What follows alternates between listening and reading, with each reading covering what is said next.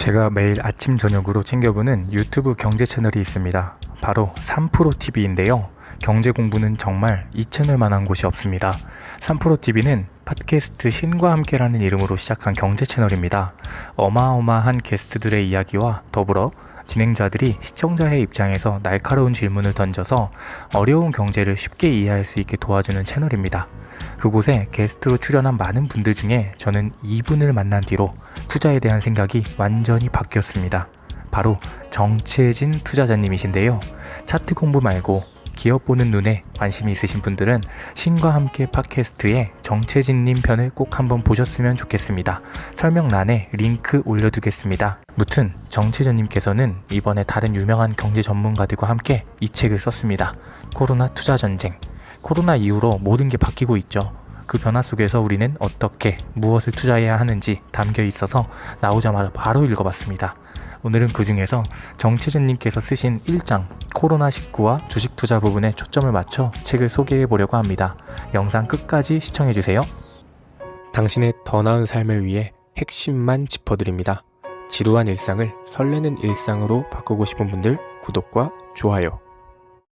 12년 만에 박앤세일 장. 정채진 투자자님은 이번 코로나로 인한 주가 폭락 때 엄청 흥분이 되었다고 합니다. 저는 덜덜 떨었는데 말이죠. 그분께서는 이 시기를 좋은 기업을 싸게 살 수 있는 엄청난 기회라고 판단했습니다. 실제로 정채진 투자자님께서 3월 19일에 개인 페이스북에 올린 글이 제 설명란에 있습니다. 한번 읽어보셨으면 좋겠습니다. 물론 영상 다 끝까지 보시고요. 제가 덜덜 떨면서 무서워할 때 이미 충분한 공부 내공으로 침착하게 상황을 판단하는 힘, 정말 대단하다는 생각이 드는 글입니다. 꼭 읽어보세요. 설국열차와 현실. 여러분, 설국열차 보셨나요? 갑자기 뜬금없이 웬 설국열차냐 하실 수 있지만 조금만 더 들어보세요. 정채진님께서는 설국열차 영화로 우리가 사는 자본주의 시스템을 설명하고 있습니다. 줄거리를 간단하게 소개해 보겠습니다.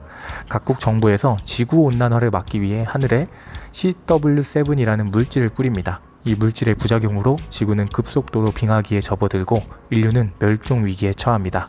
그리고 설국열차가 유일한 인간의 생존 공간이 되죠.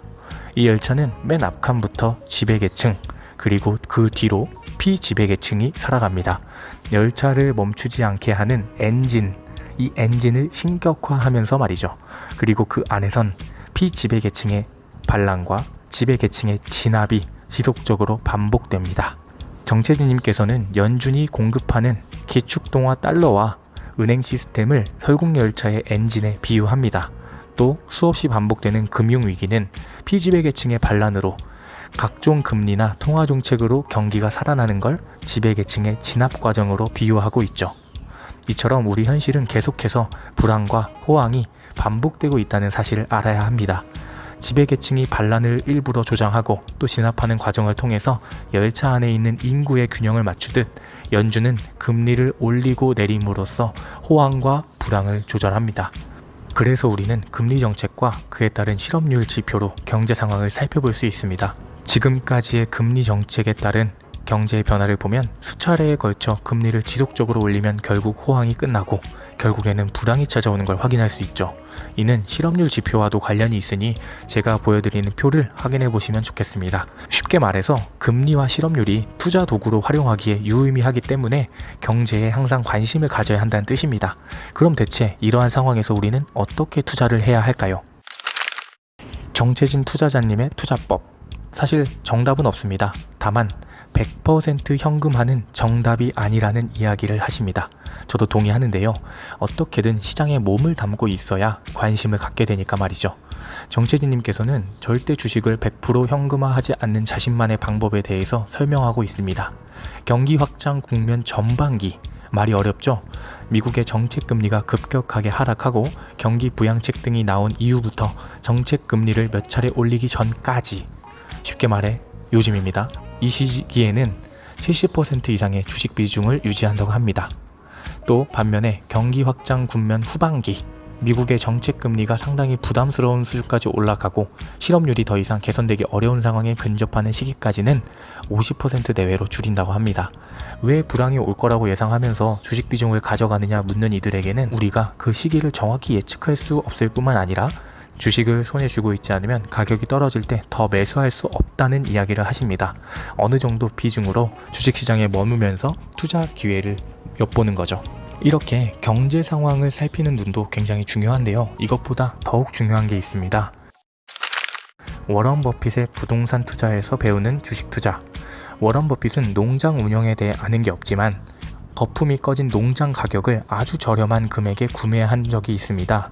다만 그의 아들은 농장에 대해서 아주 잘 알고 있었기 때문에 생산량과 운영 경비를 추산해서 수익을 계산할 수 있었다고 해요. 또 그는 세월이 흐르면 결국 생산성이 향상되고 곡물 가격도 상승하리라고 예상했습니다. 흉년이 들면 어쩌냐? 흉년이 들면 때로는 풍년도 든다는 뜻이니 장기간으로 가지고 있으면 문제될 게 없다고 생각한 거죠.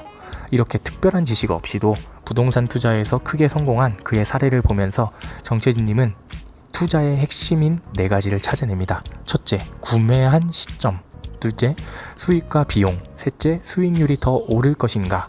넷째, 흉작이 와도 걱정하지 않겠는가. 정리하면 싸게 사야 하고 수익률을 계산할 수 있어야 하며 사업이 더 잘 될 거라고 판단이 되었을 때 사야 한다는 겁니다. 게다가 흉작, 즉 주가가 떨어져도 흔들리지 않는 인내심까지 갖춰야 하죠.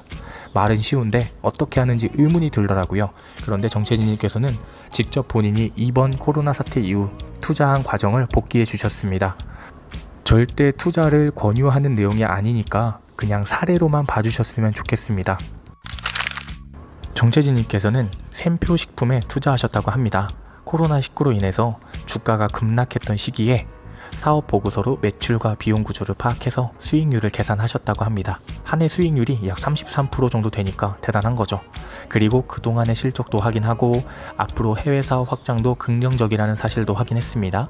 마지막으로 식품 사업은 경제 불황의 영향을 잘 받지 않고 영향을 받더라도 경제가 회복되면 금방 회복되는 사업이라고 판단한 겁니다. 3월에 17,000원대까지 떨어졌던 생표식품 가격은 5만원 후반대까지 주가가 상승했던 걸 확인할 수 있습니다. 아마 미리 공부하지 않았다면 용기 있게 뛰어들 수 없겠죠. 오늘 내용이 조금 어렵게 느껴지시는 분들은 제 설명이 부족한 탓도 있겠지만 본인이 아직 투자 시장에 뛰어들기엔 조금은 부족하지 않나 생각해 보실 필요도 있습니다. 물론 감각이나 운이 엄청나시다면 앞에 이야기는 다 필요가 없습니다. 그럼 오늘은 정채진 투자자님의 마지막 이야기로 영상을 마치려고 합니다. 가장 먼저 신경 써야 할 것은 경제, 거시 변수가 아니라 나 자신과 투자하고 있는 기업에 대해 잘 알고 있는가 하는 것이다. 앞서 비유로 들었던 워런 버핏의 부동산 투자 경험에서 알려준 조건들에 충족하는 기업들인가 열심히 공부해야 한다.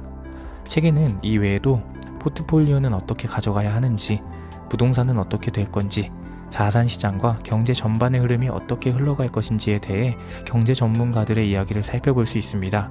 이 책은 지금 이러한 혼란의 시기에 한 번쯤 관심 가지고 읽어볼 만한 좋은 책이라는 생각이 듭니다.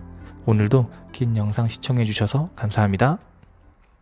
당신의 더 나은 삶을 위해 핵심만 짚어드립니다.